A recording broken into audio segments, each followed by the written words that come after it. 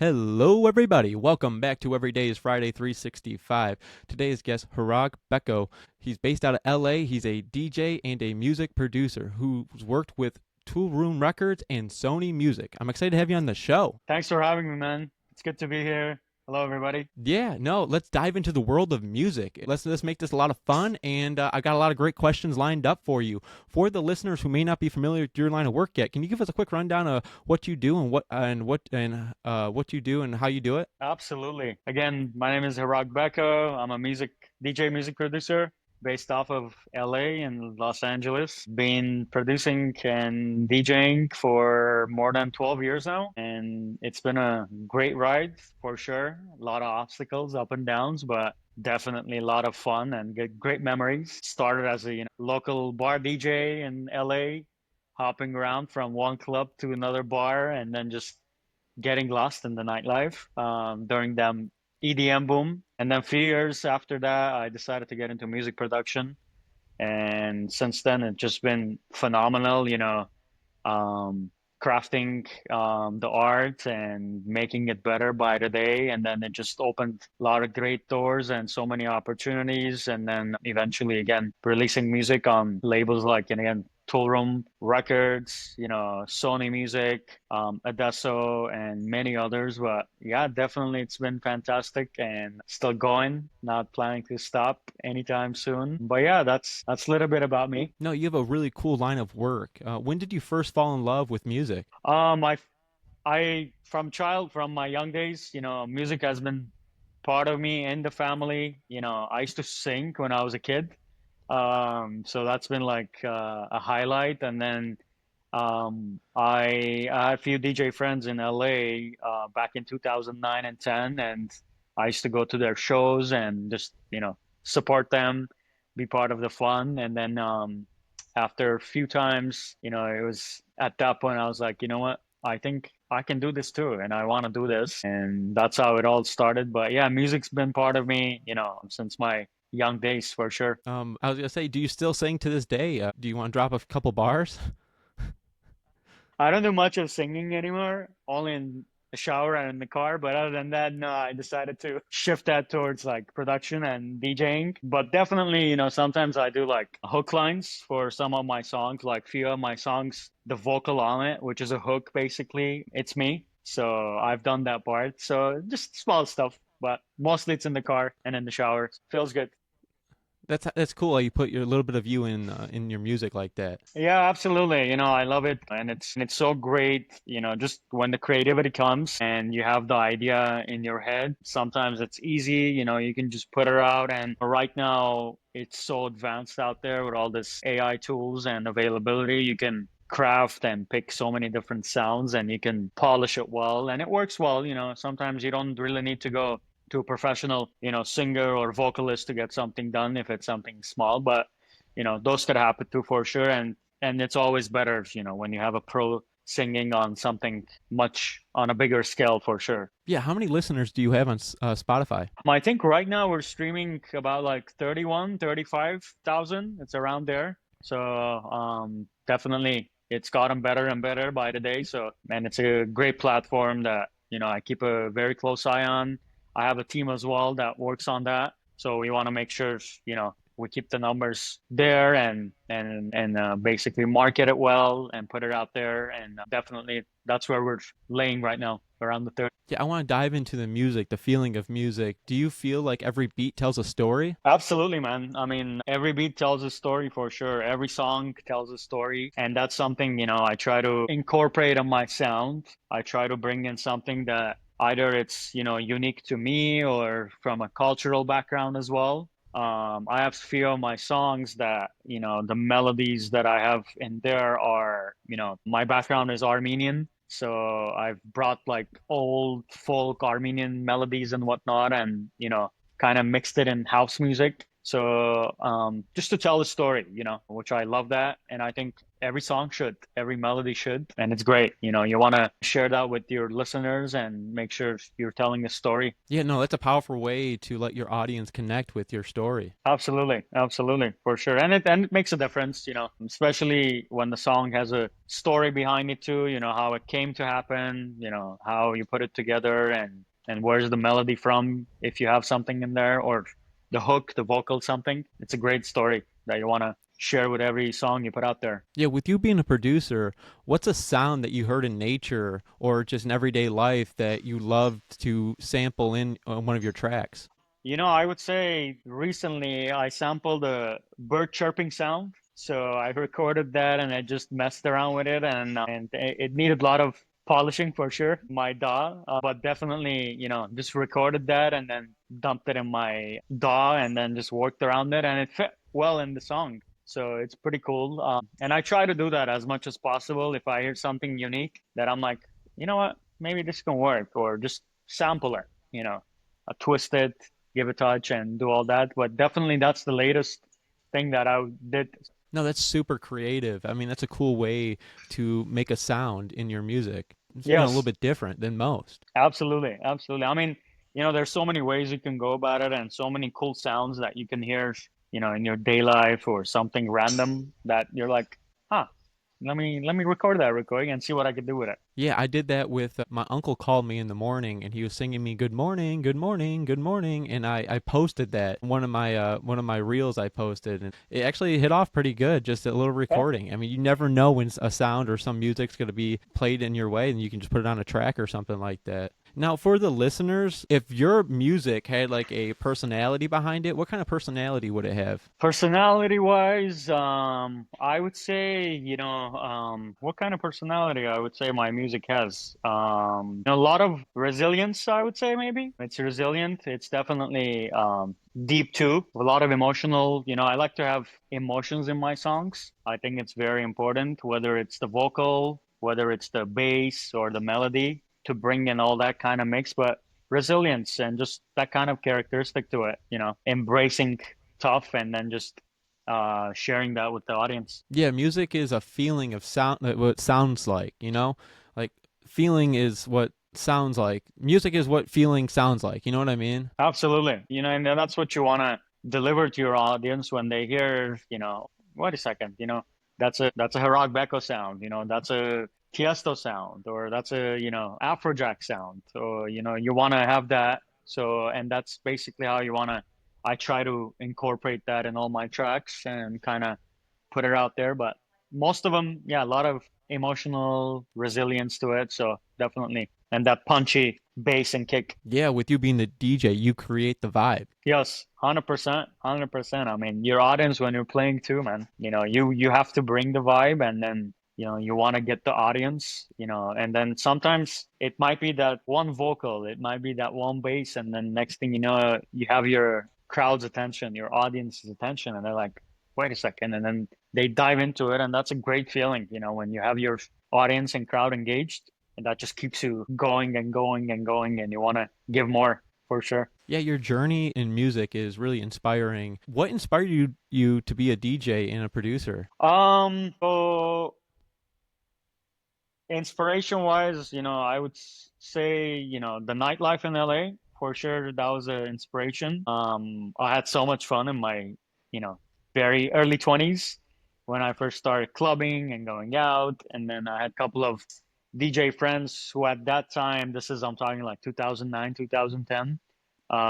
They were up and coming in LA. So, we had so much fun again, hopping around from one club to the other. Then inspiration wise, that was inspiring itself, but also a DJ producer, a legend who really inspired me is Eric Merlo.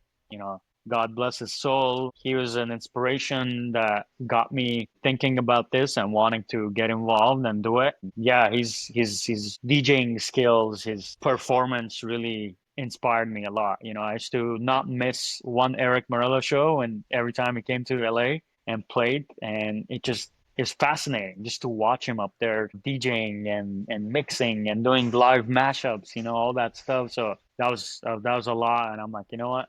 I want to get into music and do this. Yeah, with you being a background LA based, is there a LA vibe that's different than the rest of the world? Like the music vibe, is it different? LA vibe, I mean, that time when that EDM boom happened, 2008, 2009, 10, 12, around that time. I mean, LA was just, there were a few, hot and happening nightclubs in Hollywood area. And that was basically the thing. A lot of EDM, EDM flew into Los Angeles, and it was just every club you would hear the house music sound, EDM music coming, where that was kind of a shift. There was a lot of hip hop and all of that stuff. So we saw that shift happening that time, and you rarely heard, hip hop. There were just few clubs left. Everybody was just banging EDM in every nightclub and bar. And that went for a while. And right now, it's kind of changed. So right now it's like I call it a fusion of music. You have everything. You have the hip hop, you have the tech house, you have the Afro house, the melodic house, organic house, all of that happening right now in LA. So there's a bit of everything, for everyone's taste. So I would say, LA nightlife right now, it's that kind of a vibe where you got a bit of everything. If you want to listen to hip hop, for sure there are quite a bit of hip hop clubs and just going guided R&B. And then if you want some, Afro house and melodic house, organic, there's that too. And then you got the festivals and big events happening, which is like a lot of tech house and all that. Wow. So LA transitioned from hip hop to EDM, and what is it now? You're saying? Right now, I call it a fusion of house music. It's a bit of everything. We got, organic house, Afro house. You have the R&B hip hop, and then there's a lot of, we've seen a transition into a lot of big events. Like there's this big event production companies that are just throwing big events, having big DJs come in, and it's on a bigger scale, like in a open air downtown LA or at the USC Coliseum. Those kind of stuff are happening a lot too. More like a festival scale-ish type of events. Oh, that's really cool. And you're still based in LA, correct? Yes, I'm still based in LA. Okay, so what is something people always get wrong about being a DJ? I would say people think, when you're a DJ, it's all about, drinking, it's all about drugs, it's all about, sleeping with girls left and right. And that's kind of a portrait they draw for DJs. Oh my God, he's a DJ. He probably does drugs and drinks a lot and sleeps with girls left and right, which we hear that a lot. But I would say it's not that for sure. There's the fun part. There's you're surrounded by a lot of people. You get to meet a lot of people, and definitely it attracts a lot of, crowds and girls for sure. But definitely that's something wrong people get, because at the end of the day, if this is your passion, you're business driven, you're focused, and this is, work for you that you want to grow, continue, you have to stay focused. And it's definitely important to have that fine balance to make sure, you are staying healthy, you are staying, you're eating good, you're doing a lot of exercise, and, you're watching everything. Because again, all of that I mentioned that people get wrong about it is always going to be there. It's available. So it's just a matter of what you want. If you want that, for sure that exists, but that's going to be very short-term success for sure. You can do all of that, but it's going to get to you at one point. But if you're in for the long term, definitely you got to stay focused and then have that nice balance. A little bit of everything, but not too much of everything. Yeah, every DJ and producer I've ever met, they're really extremely focused on the music aspect of it, and there's a lot of equipment that goes into it. So it's a pricey thing to get involved into. Yeah, it is. It is absolutely. It is pricey. I mean, there's, you have a lot of, gears and whatnot to get, but at the end of the day, it's making sure you have the right gear and tools and everything that fits for you, because it might be something different for me, but it could be something different for another producer. So whatever works for you, that's the important part. And just to have the right things to make sure, you are delivering, you are able to produce the sound you're looking for, and deliver. What's one of your favorite songs to throw on when you're DJing? One of my favorite songs, so there's this one vocal that I usually play every time I DJ. It's called Bad Habit, and it goes, I got a bad, bad habit, baby, baby, it's you. So that's like one of my all-time favorite vocals that I usually play, and I actually played it earlier too. There's a new version that just came out on Defected Records by ATC. It's a nice, techie version that they launched. I always play that for sure. And my sets usually include a lot of my songs as well. So mashups, I mix up to make sure, bring in few tastes to it and then mix up different vocals with my songs, do all of that. But I would say Bad Habit is always there. No, that's so cool how you get to set the vibe for the party. Absolutely. Yeah. Yeah. It's a nice, the DJ said the way I approach about it is, I try to always build up. And then I try to deliver, during even with my set when I'm playing, it's like I want to try to tell the story, build it up nicely. I don't just go in and then my first song and play that bomb bomb banger, no, I want to build up, kind of start, slow and then kind of get groovier and then just go all in at the end. And then usually my closeouts, I kind of slow it down too and then bring in something classic. That's something a touch that I always try to bring to my sets as well. Like either my last song or my last couple of songs. I try to like mix in a classic there and there, which definitely gets the crowd too. And just to slow things down for sure. Yeah, for the finale, it's more to it. There's a formula behind DJing. You're saying, which is really cool. So you get to have the formula to. You can't just mash up any music together. You actually have a formula behind what you're doing, which is really fascinating. Yeah, absolutely. Absolutely. I think it's important for, when you are going to go and play in front of a crowd and you want to tell a story, and build it up. I think that's important because if you get the crowd from first song, start from here, at one point you're going to lose them because you can't keep them all at that level, run out too. So I'd rather just build it up, get them there, and then stay there for a while and then just slow things down again. So and it works for me. So Yeah, have you ever traveled to perform music anywhere? traveling wise, yeah, a few years ago I DJ'd in Armenia when I was there. It happened that there was an event going on and I was gonna be there, so things worked out. I actually played in Miami in March this year. So I would say traveling wise, DJing, those are my highlights for now. I might have a few things come up, but nothing confirmed yet. We're still working on it. So we'll see if those end up happening. I might have a few traveling to do.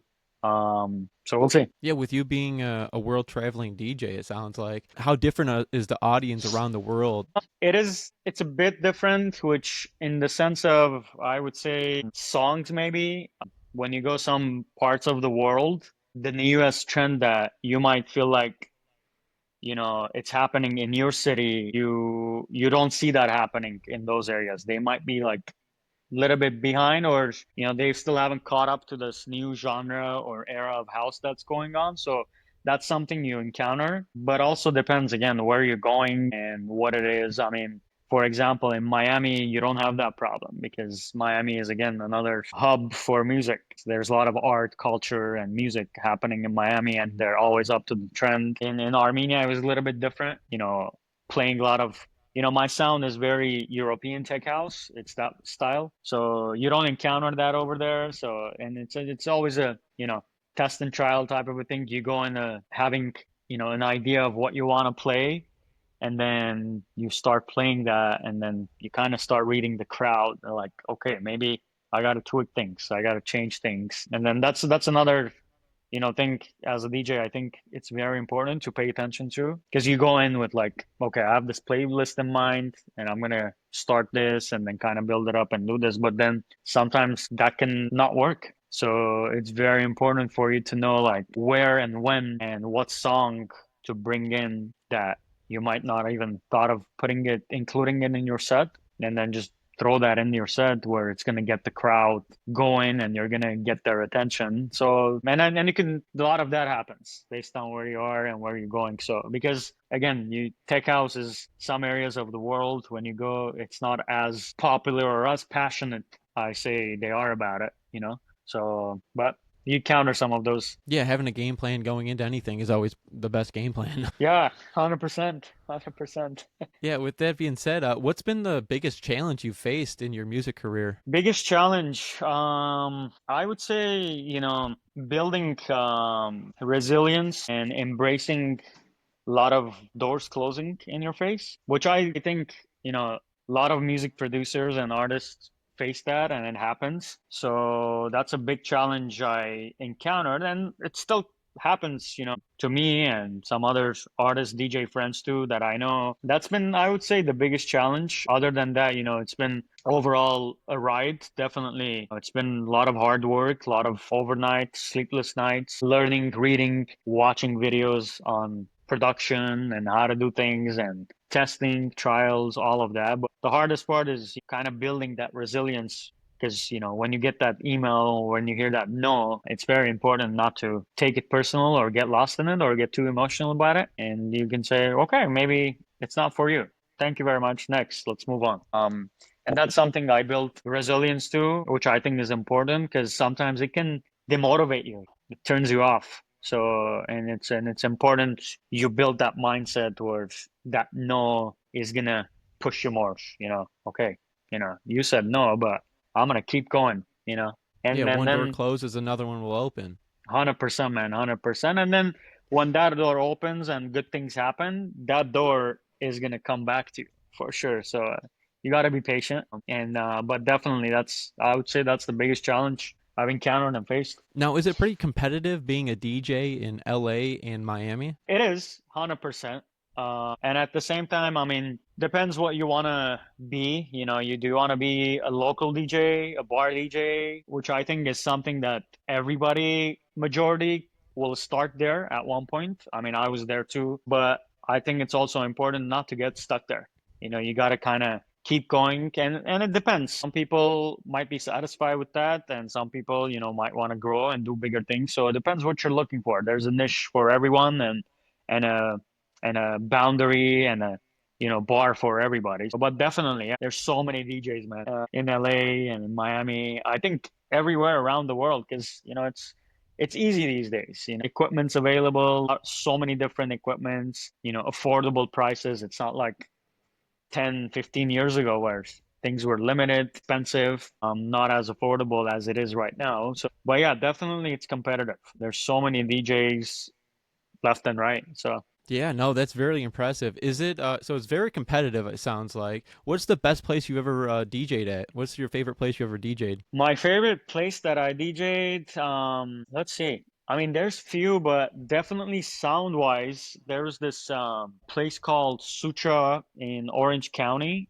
which is an hour away from Los Angeles itself, more south. It's another city itself. There's this club used to be called Sutra. I really enjoyed playing there. I mean, I opened for Sander Van Doren there one time as well, but definitely I enjoyed playing. The sound system was cool. It was nice. It was very, you know, kind of like compact, club. Everybody was close. The crowd was kind of right in front of you, not spread out. So I really enjoy playing there. That's, I would say, favorite. But, I've also played, there's this big club in LA, still exists until this day. It's called Exchange LA in downtown Los Angeles. I mean, I enjoy playing there too. So I would say those might be my favorite spots in Los Angeles. Yeah, a lot of comedians on my show I bring on, they tell me the small, compact rooms are the best rooms to perform in for doing stand up. And it's probably the same thing for DJ. Absolutely, man. Absolutely. I mean, I love that. Even clubbing or like when I'm going out, that's kind of always been my favorite. I don't know why. I just love that vibe. The sound is there, the crowd is there, the DJ's in front of you. I mean, I've gone to festivals too, big festivals, but like outdoor big spaces kind of just I feel like, I'm everywhere, I'm spread out. Definitely. It's small rooms are always the best. Yeah, with you being a DJ, does a lot of women and people in general try to distract you and say, "Hey, play this music, play this song," and try to hop on the track and try to perform? It happens. It happens. People think like they can show you your phone or come to you and say, "Hey, can you play the song?" And you look at them like, "Okay." Then you just continue what you're doing. But yeah, it happens. It happens. You encounter that, and then sometimes I wonder like what people are thinking. It's like just have fun, man. just enjoy the music that's coming out of the speakers right now, and the talent that's playing it, rather than what you want to hear. You have your car, you have your leisure time, you can play that song and listen to it anytime you want. Discover Yeah, something new. exactly. Let me do my job, you tell them. Exactly. Yeah, for sure, it happens. Yeah, where are some of the worst places you ever DJ'd at? Worst places. When I first started playing, oh gosh, I can't even think of the name of the place anymore. There's this one, it was a nightclub, I think, but like slash restaurant. And then they had like this little rooms. So there was this promoter that was throwing events. Those were like one of my first gigs. So I played there. Oh gosh, I can't remember the name of the place. But it was in, again, Orange County area. That was like one of the worst places. Horrible sound system. It sounded so whack. Cheap speakers, and back then you're like, you're excited, you're playing your first gig, and you're like, yeah, sure, let's go do it all. But definitely, yeah, it's a whack ass, sound system that I played on. And I wouldn't Uh, go back there. Even if they pay something big, I'm like, nah, thanks, I'll pass. It's a great learning experience. That's what I like to learn from stuff like that. For sure, man. You learn, and that's a cool thing too, I think, You go and play all these places and clubs and bars, and then you kind of, you know, figure out, if I want to really come back here again or not. Because for me, sound is important. The gear that I have is important, and you don't want to, deal with situations where it's like cheap ass shit or like broken, or you can tell like they're not invested in it. So, and then you do it, you try it, you learn from it, and if it's not for you, you'll pass on. Yeah, 100%. What's one of the most important lessons you've learned so far? One of the most important lessons, I say be humble, stay professional, don't talk shit about anyone. You might think it's a biggest industry and it's so spread out, but at the end of the day, it's a small industry because you don't know who knows who. People know each other. So I would say those are the good things, that I learned overall, which also, again, I'm in a leadership role in my other life, sitting, running, big operation, big teams, and there's a lot of leadership skills that I learned and grown with, which I'm kind of thankful too that I can apply those in this music industry as well. The business mindset, the professionalism, all that, and I think, those are the few things I've come across. A lot of people in the music industry as well, and I've seen some people just talking crap, and left and right. It's unnecessary. You don't need to do that. You don't want to do that. But yeah, just stay humble, professional. I've seen some of the biggest guys, are so humble, which I love that. I think it's a great personality characteristic that they bring. And also I've seen some of the big guys, they're the cockiest, you know, personality, and it's like, why? You don't have to do that. But yeah, definitely, stay humble, stay professional, always keep it positive, and stay on the level with everyone. Yeah, what's your niche? I mean, do you have anything like? Because I know Marshmallow like throws a bucket over his head, and he has a whole DJ thing like that. Do you have anything like that? I actually don't. No, I don't have a niche like that. It's just my sound that I bring, for sure. But no, no costumes, no hats, none of that. Well, what's a fun fact that your fans might not know about you? A fun fact about me, I man, what can I say? A fun fact that my fans can learn about me. Definitely, in my sets, I have a habit of, which my brother makes a lot of fun of me. When I'm getting ready to mix the next song in my mixes, there's a cue button on the CDJ.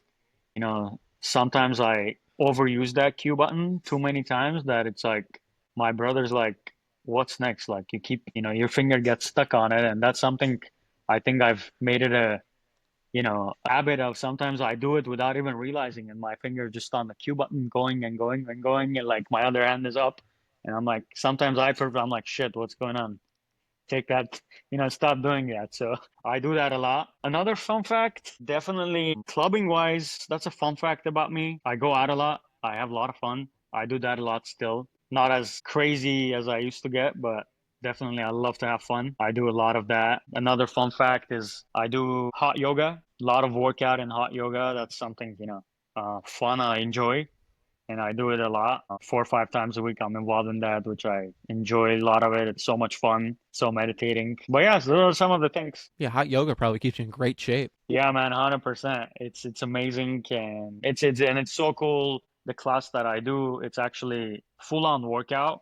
You have weights and all that stuff, but in a incorporated with the yoga techniques, meditation in a hot room. So 1 hour. So it's really enjoying, and it's a good challenge. I find it to be challenging. You're testing your body, your skills, and you're learning that you're building a lot of resilience, which I enjoy doing that. I took a week off because I got a new tattoo. I had to take the week off just to kind of rest, and I'm like itching.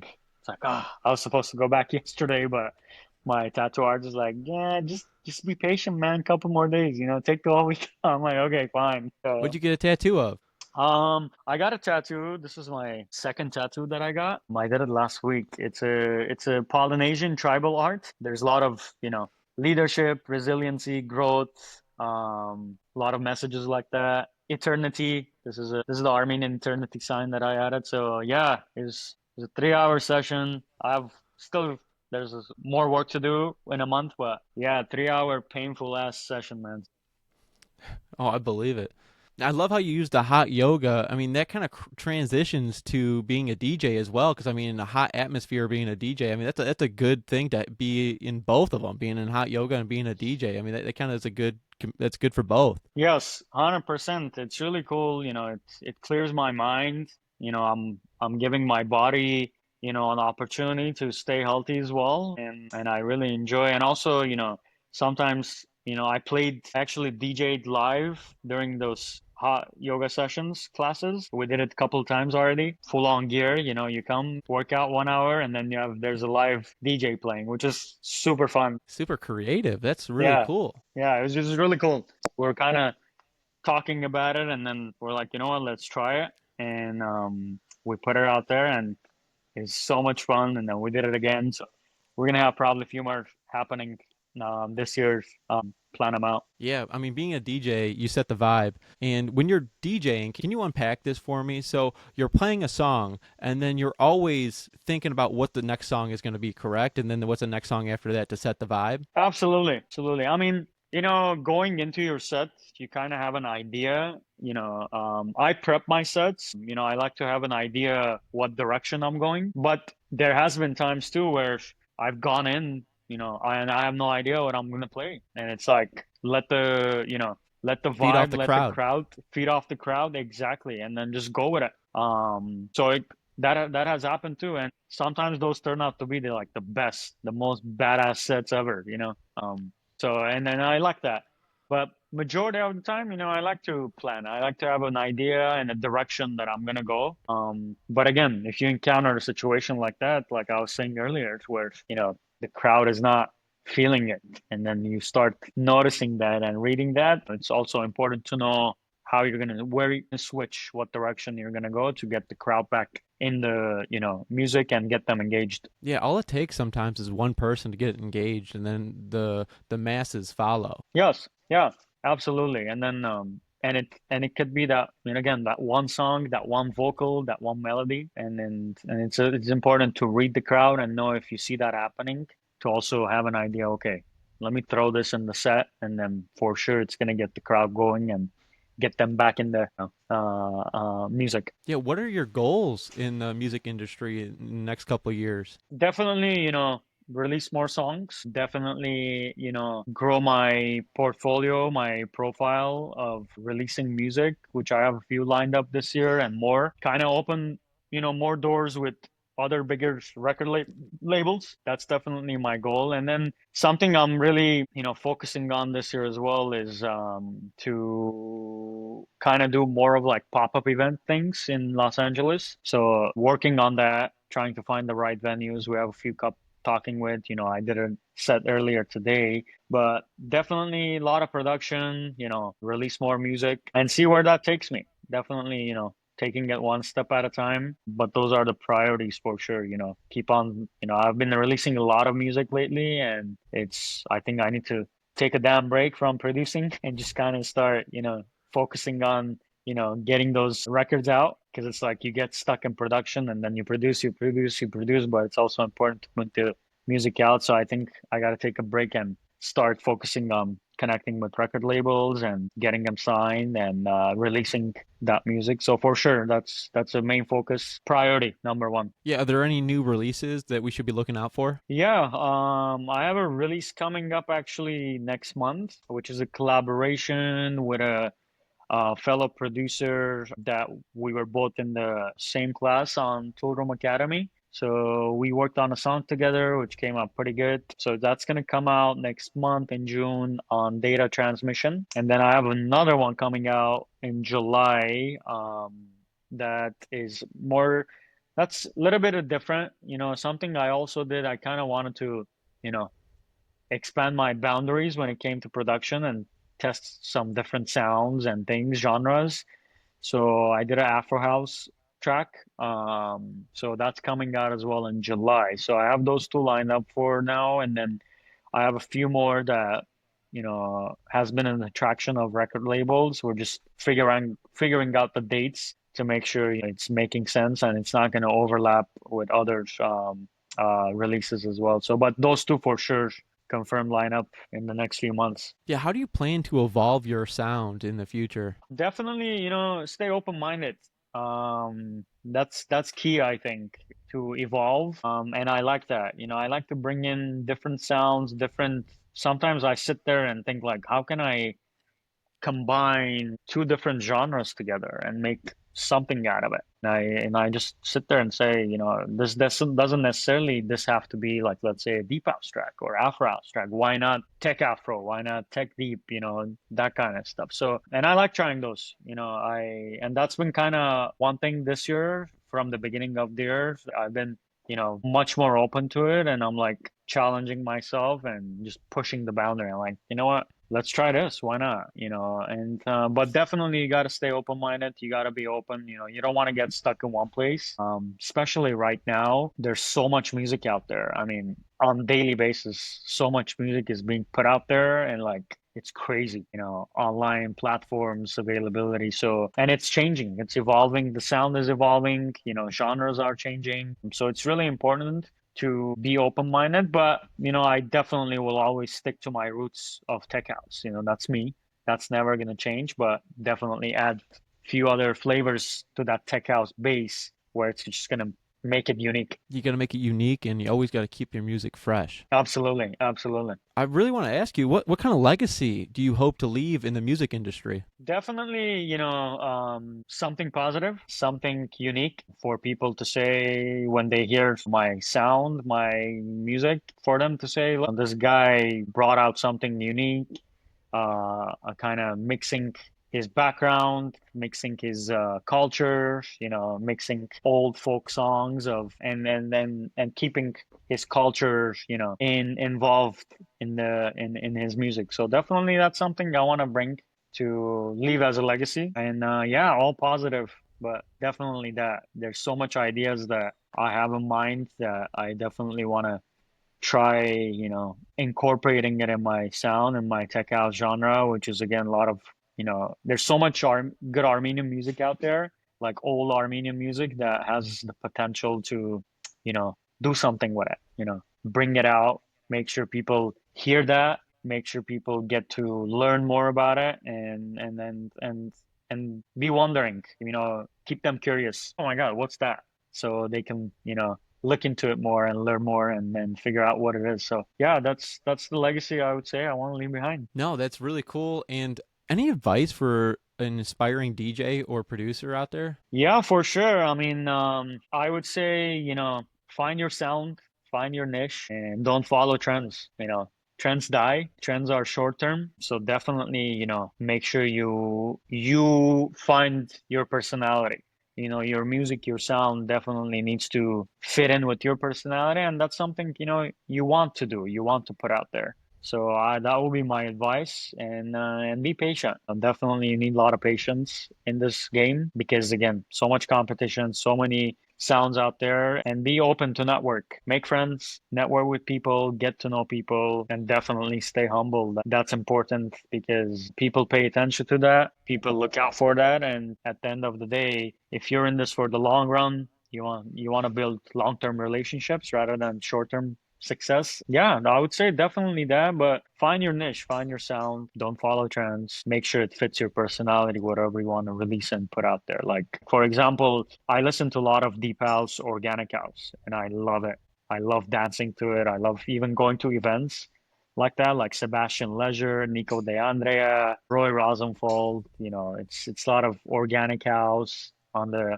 on 122, 121 BPM. I love listening to that, and I listen to a lot of it. But when it comes to like production, I just don't see myself producing that. I'm more, tech house guy. I love that, bouncing, groovy tech house. And that's basically, what I mean by find your personality that fits well with you. Yeah, it's a great takeaway for someone that wants to be a DJ or a producer. It's a great takeaway. And all right, this is the time of the show, the Friday mindset part of the show. I want to dig into your journey, your mindset, and the moments that shaped you. What has been the best piece of advice you've ever received? Keep going, don't stop. That was a great advice I heard many, many years ago from a industry person who's very successful, who's a pioneer. Because I had those moments too, that I'm like, you know what, I'm done. I'm gonna give up. It's not worth it. I've had those moments. And you counter that. And it happened that, at that time I met this individual, and that was the advice I heard, and definitely that was it. Don't stop, keep going, find a way to always keep yourself motivated, to always be excited about it. But yeah, that's how I would say that's the best advice. Yeah, I think the best thing someone can develop is develop the quality of being unstoppable and never giving up, like you're saying. Yeah, 100%. You got to find that. You got to have that hunger, and you got to find a way to keep yourself hungry. Like, you want more, keep going, and without being greedy for sure. But definitely you got to find a way to always keep yourself motivated, to always, keep that excitement, and keep going, keep pushing it, for sure. Yeah, what's one of the biggest risks you've taken recently? The biggest risks I've taken recently, what would I say? I would say planning today's event that I did played earlier today. I can say it was a kind of a risk because there was a lot of investment put into it, but definitely it was worth it and I loved it. And sometimes, you got to take those. Sometimes, another risk I would say, I've taken DJ set opportunities sometimes, where I was so nervous. It was risky and I went in and I took the risk. I'm like, screw this, I'm playing. So those are good moments I would say that I've done. And some you have to take risks, you have to take opportunities, and push it and challenge yourself. The hardest thing you're gonna hear is a no, and that's it. But at least you tried, which is fantastic. It's that trying, keep pushing it. Again, one door closes, the other one will open. Yeah, exactly. It's that taking action aspect of life that you're doing. Yeah, for sure, for sure. Take action, always, it because you'll have offers, you'll have things that will come your way, and you can easily sometimes get into like, oh my God, it's risky, it's I'm gonna be nervous, but nah, don't overthink. Just just take it and do it. It's gonna be the experience at the end of the day that you're gonna enjoy, and you never know what's gonna follow through. That's right. You never know if you don't try. What has Absolutely. been the biggest driving factor for success in your career? Driving factor, I guess I would say, so much passion for music. I mean, I just love, 24/7. I have music playing, sometimes even when I sleep, put some, something mellow and it just stays on and I just knock out. So, just so much passion, man. I mean, I love music, and I listen to a lot of, different music, from Arabic to Armenian to Italian to Spanish, English, rock, country. So I listen to a lot of things, not only just house music. So, because I sometimes pick up ideas from those too, but, I guess just so much passion, a lot of passion about music, and I'm always excited. I'm always excited at the end of the day to like get back in the studio, and then get back and like hit the studio and like all right, project, let's do it, keep going. So yeah, a lot of passion. Yeah, every DJ and producer I've ever talked to, the passion behind the music, they love it. They love the music. They live in the music. It's always a vibe. Yeah, for sure. I think it's important. I mean, music is healthy, music is so good, and I think, you should have music in their life. I think so too. I think music can make a bad day into a good one. Yeah, definitely. And the show is called Every Day is Friday, and Friday has a special energy, whether it's freedom, excitement, or just feeling of accomplishment after a long week. I want to hear from you. What does Friday mean to you? Friday to me means, weekend. It means energy because most of the time I'm in the studio on the weekends because my weekdays just get so busy between meetings and this and that. My workout energy, definitely when Friday comes, I'm very energetic. I'm very, excited that the weekend is here and I'm Saturdays, I have my workout and then I'm in the studio, boom, all day, just doing a lot of, email response and just polishing tracks and finishing up touches. So yeah, a lot of energy, I would say, Friday for me. Yeah, bring that everyday energy into everyday life. Every day is Friday energy. You know what I mean? 100%, man. 100%. And this is your chance to leave the listeners with something powerful. Is there anything else you want to share before we go? I think we covered everything. It's, again, definitely, whatever you do, not only just the music industry, I would say, be passionate about it, be very motivated, and it's very important to find something that's going to keep you motivated all the time. And I think that's something different for everyone. But, stay passionate, always keep it positive, and stay hungry. I think that's what, at the end of the day keeps us going, that hunger, to always, take it to the next level, to the next level, to the next level. And, don't be satisfied with average. That's very important for me. And don't get comfortable. That's another thing I would say. For me, comfort is a danger zone to be in. So the minute I feel like I'm getting comfortable, that kind of just starts bothering me. So it's like, okay, this is not cool. I need something new. Definitely, yeah. Don't get comfortable. Stay hungry. Keep pushing. All of that is so true, and all your information will be in the description down below.